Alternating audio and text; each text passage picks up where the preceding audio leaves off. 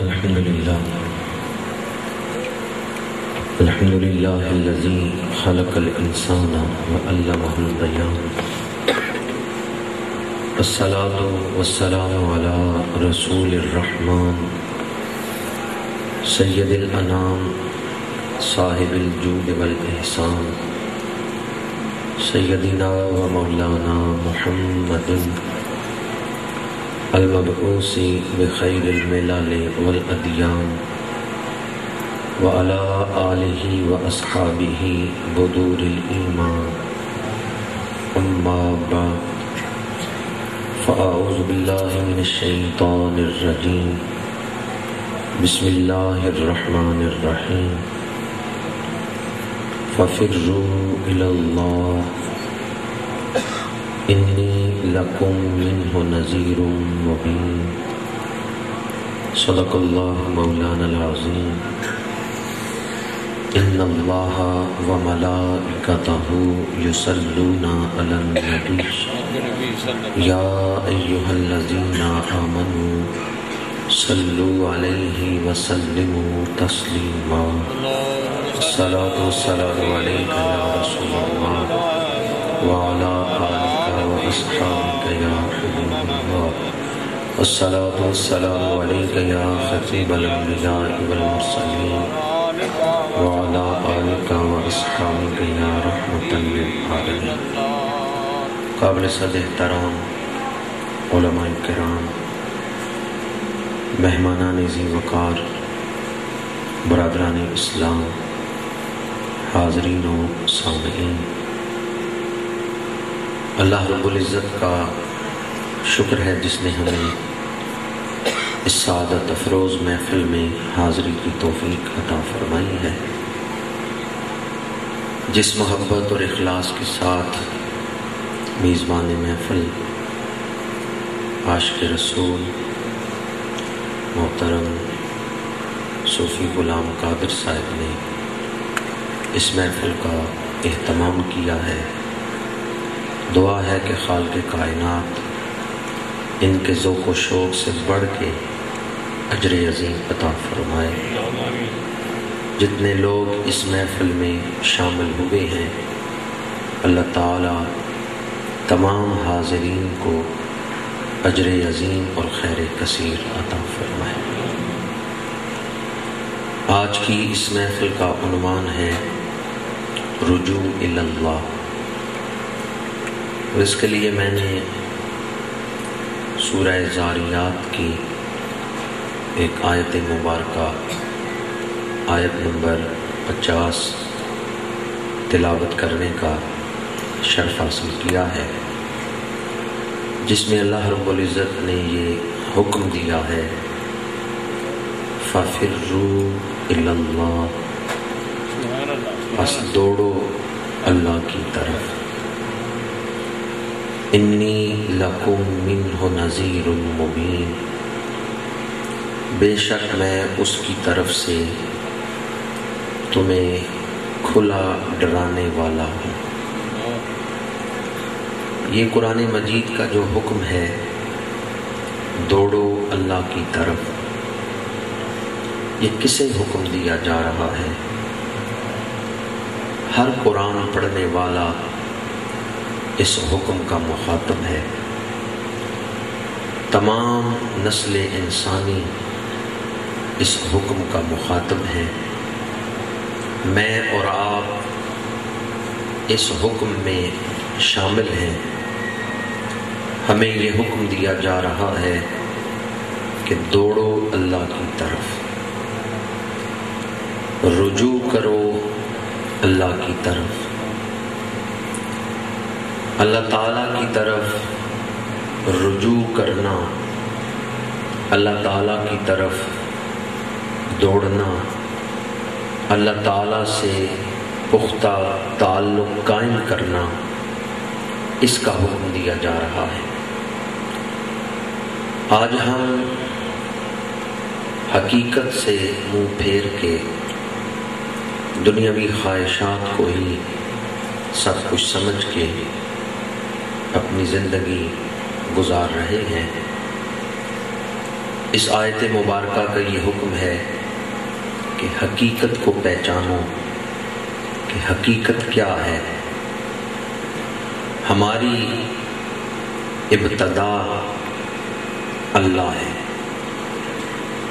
کہ اس نے ہمیں تخلیق کیا ہے، وہ خالق ہے، ہم مخلوق ہیں، اس نے ہمیں بنایا ہے۔ ہم خود اپنے مالک نہیں بلکہ اللہ تعالیٰ ہی ہمارا مالک ہے۔ انا للہ و انا الیہ راجعون۔ اللہ تعالیٰ نے انسانی جسم بنایا اور اس میں روح ڈالی، وَنَفَخْتُ فِيهِ مِن رُوحِي، فرمایا ہم نے اپنی بارگاہ سے روح انسان میں پھونک دی۔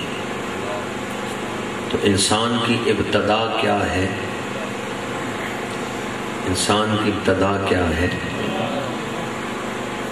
دنیا میں 50-60 سال انسان کو کچھ اختیار دیا گیا ہے، مہلت دی گئی ہے، اور جب موت آئے گی تو موت کے بعد ہم نے کس کی بارگاہ میں حاضر ہونا ہے؟ انا للہ و انا الیہ راجعون، اسی کی طرف لوٹنے والے ہیں۔ تو صوفیاء کہتے ہیں جب ابتدا بھی اللہ، انتہا بھی اللہ، آئے بھی اسی کی طرف سے اور جانا بھی اسی کی طرف ہے، تو یہ درمیان والی جو زندگی ہے 50-60 سال، یہ اپنی مرضی سے کیوں گزارے ہیں؟ یہ نفس کی خواہشات میں کیوں گزارے ہیں؟ جب ابتدا بھی اللہ، انتہا بھی اللہ، آئے بھی اللہ کی طرف سے، جانا بھی اللہ کی طرف ہے، تو درمیان والی زندگی بھی اللہ ہی اللہ۔ یہ صوفیاء، یہ اولیاء اللہ کی دعوت ہے، اس لیے وہ یہ زندگی بھی اللہ کے ذکر میں ہی گزارتے ہیں، اللہ سے تعلق جوڑ کے ہی گزارتے ہیں۔ ہمیں ابتدا اور انتہا میں تو کوئی اختیار نہیں، یہ درمیان والی زندگی میں تھوڑا سا اختیار اللہ نے دیا ہے۔ تو یہ جو تھوڑا سا اختیار اللہ نے عطا کیا ہے، یہ بھی اللہ سے تعلق میں ہی گزارنا چاہیے، اللہ سے، ورنہ جانا تو اسی کی طرف ہے۔ اگر کوئی اللہ کی طرف اس دنیا میں رجوع نہیں کرتا تو کیا وہ موت کے بعد اللہ کے دربار میں حاضر نہیں ہوگا؟ جانا تو اللہ کی بارگاہ میں ہے، موت کے بعد حاضر تو اسی دربار میں ہونا ہے، تو کیوں نہ اپنی مرضی سے دنیا کی اس چند روزہ زندگی کو اللہ تعالیٰ کی اطاعت میں، اس کی محبت میں گزار لیں، تاکہ جب موت کا فرشتہ لینے آئے تو وہ یہ مجدہ جاں فضا سنائے، یا ایتھا النفس المطمئنہ ارجعی الی ربک راضیۃ مرضیہ فادخلی فی عبادی وادخلی جنتی۔ اے نفس مطمئنہ، لوٹ آ اپنے رب کی طرف۔ انسان دنیا میں مسائل میں الجھا ہوا ہے، پریشانیوں میں پھنسا ہوا ہے۔ آج ہم سارے مسائل میں مبتلا ہیں، پریشانیوں میں الجھے ہوئے ہیں۔ ہمارے ان سارے مسائل کا حل کس کے ہاتھ میں؟ تو اس سے رجوع کیوں نہیں کرتے جس کے ہاتھ میں حل ہے؟ ہم چاہتے ہیں نا مسائل حل ہو، ہم چاہتے ہیں ہمیں سکون ملے، ہم چاہتے ہیں پریشانیاں دور ہوں، تو یہ سارے مسائل کا حل کس کے ہاتھ میں ہے؟ ان اللہ علی کل شیء قدیر، اللہ بڑی قدرت رکھتا ہے، ہر شے پہ قادر ہے۔ اللہ کی رحمت سے کبھی مایوس نہیں ہونا چاہیے۔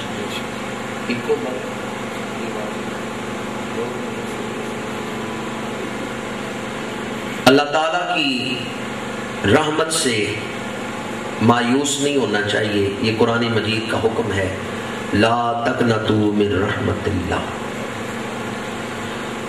آج کا انسان کچھ ایسا محرومیوں کا شکار ہوا ہے کہ یہ مانتا بھی ہے میرے مسائل کا حل اللہ کی بارگاہ میں ہے، اللہ چاہے تو میرے مسائل حل ہو جائیں، اور پھر اللہ کی طرف رجوع بھی نہیں کرتا، پھر اس بارگاہ میں آتا بھی نہیں جس بارگاہ سے مسائل حل ہو سکتے ہیں۔ انسان یہ جو زندگی گزار رہا ہے اس میں خیال کا بڑا بنیادی اور گہرا تعلق ہے۔ آدمی عمل بعد میں کرتا ہے، خیال پہلے ذہن میں آتے ہیں۔ کامیابیوں کا جو راستہ ہے اس کے لیے بھی ذہن میں خیال آتے ہیں تو آدمی اس راستے پہ چلتا ہے حتیٰ کہ کامیاب ہو جاتا ہے۔ اگر کوئی اللہ سے رجوع کر لے، اللہ اس کے ذہن میں ایسے خیال ڈال دیتا ہے جو اسے کامیابیوں تک پہنچا دیتے ہیں۔ یہ خیال کہاں سے آتے ہیں؟ یہ ذہن میں خیال پاکیزہ خیال، اعلیٰ خیال، رفعت والے خیال، جس کا کردار اعلیٰ ہوگا اللہ اسے خیال بھی اعلیٰ عطا فرمائے۔ جو اپنے کردار کو پاکیزہ کرے گا اللہ اسے خیال بھی پاکیزہ عطا کر دے گا۔ کامیابیوں تک آدمی پہنچتا ہے تو راستے پہ چل کے ہی، محنت کر کے ہی پہنچتے ہیں۔ اب یہ کامیابیوں کا راستہ کون دکھاتا ہے؟ اگر اللہ سے تعلق ہو، اللہ کی بارگاہ میں رجوع کریں تو اللہ آپ کے ذہن میں ایسے خیال ڈال دے گا جو خیال آپ کو الجھنوں سے نکال کے کامیابی کے راستے پر چلا دے گا۔ حضرت امام غزالی رحمت اللہ تعالی علیہ نے ایک بڑی خوبصورت مثال لکھی ہے۔ وہ فرماتے ہیں تمہارا دوست تمہیں تحفہ دے تو تم خوش ہو کہ اس کا شکریہ ادا کرتے ہو۔ کوئی نوکر تمہیں دے، دوست کہے یہ غلام میری طرف سے تم رکھ لو، یہ تمہاری خدمت کرے گا، تو تم اس دوست کے احسان سے ممنون ہوتے ہو، سراپا تشکر بن جاتے ہو، اس کا شکریہ ادا کرتے ہو کیونکہ اس نے تمہیں تحفہ دیا ہے۔ پھر امام غزالی فرماتے ہیں دنیا کا دوست ایک تحفہ دے تو تم اس کا شکریہ ادا کرتے ہوئے نہیں تھکتے۔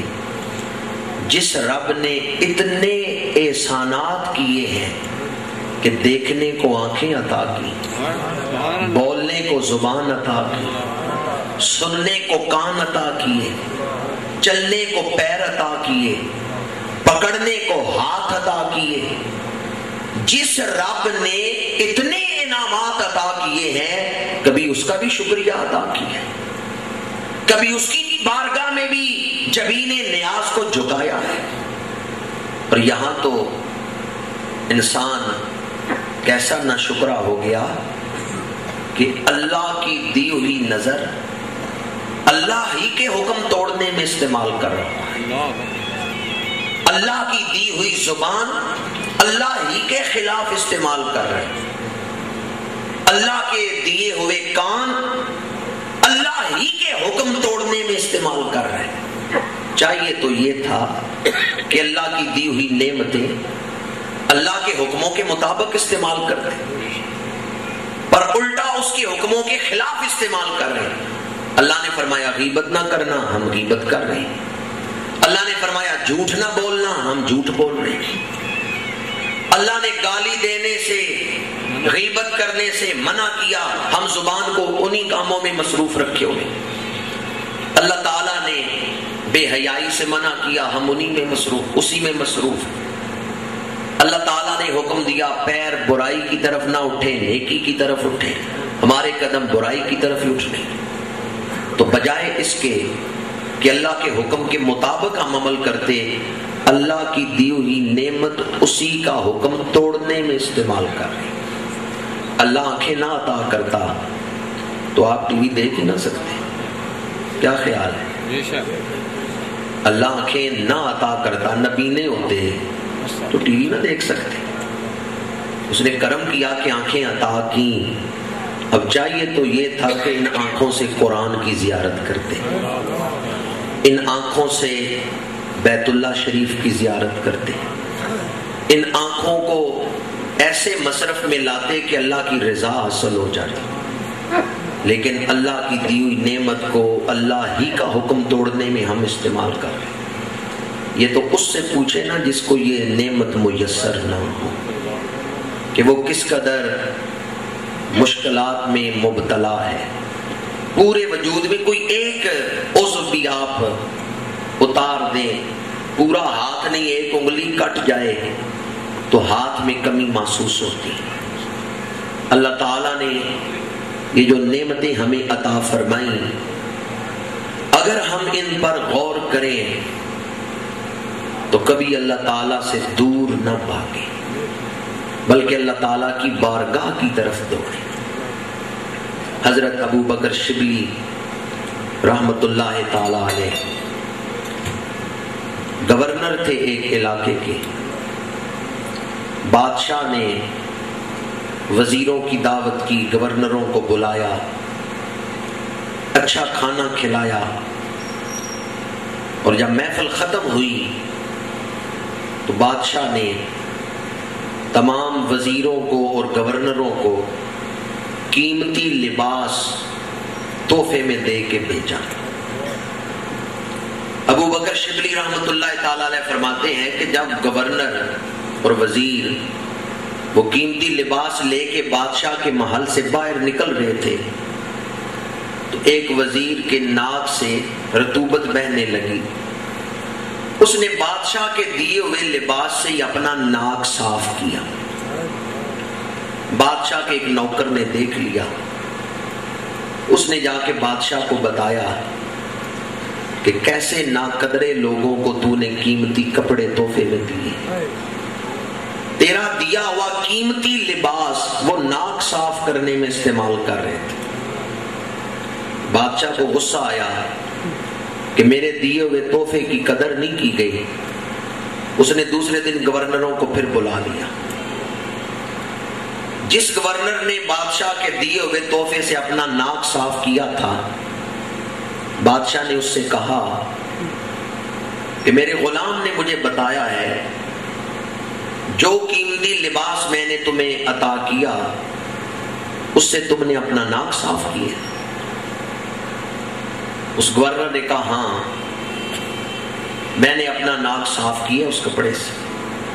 بادشاہ نے کہا میں تمہیں گورنری سے معطل کرتا ہوں، تو نے میرے دیے ہوئے تحفے کی قدر نہیں کی. یہ حضرت ابو بکر شبلی بھی ایک علاقے کے گورنر تھے. انہوں نے جب دیکھا کہ بادشاہ نے اس گورنر کو صرف اس وجہ سے معطل کیا ہے کہ اس نے بادشاہ کے دیے ہوئے تحفے کی قدر نہیں کی، اسے ناک صاف کرنے میں استعمال کیا ہے، تو انہوں نے خود ہی استعفیٰ دے دیا. انہوں نے کہا بادشاہ سلامت میں بھی گورنری چھوڑتا ہوں.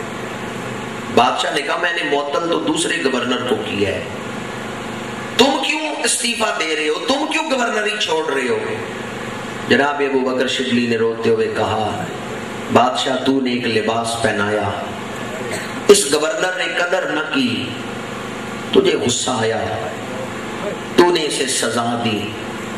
وہ جو بادشاہوں کا بادشاہ ہے، وہ جو احکم الحاکمین ہے، وہ جو میرا خالق ہے، اس نے ہمیں لباس انسانیت پہنایا ہے کہ ہمیں انسان بنایا ہے، اور ہم اس کے دیے ہوئے اس لباس انسانیت کو گناہوں سے آلودہ کر رہے ہیں، مختلف گناہوں میں پڑے ہوئے ہیں. اگر ہم تیرے دیے ہوئے تحفے سے ناک صاف کریں تو تو ناراض ہوتا ہے، اگر اس کے پہنائے ہوئے لباس بشریت کو ہم گناہوں سے آلودہ کریں تو وہ کتنا غضبناک ہو. آج تک زندگی گناہوں میں گزری پر آج آنکھیں کھل گئی ہیں.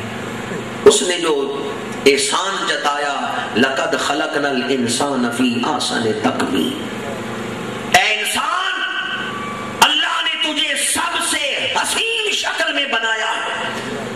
سب سے خوبصورت تکوین میں بنایا ہے۔ اللہ نے ہمیں انسان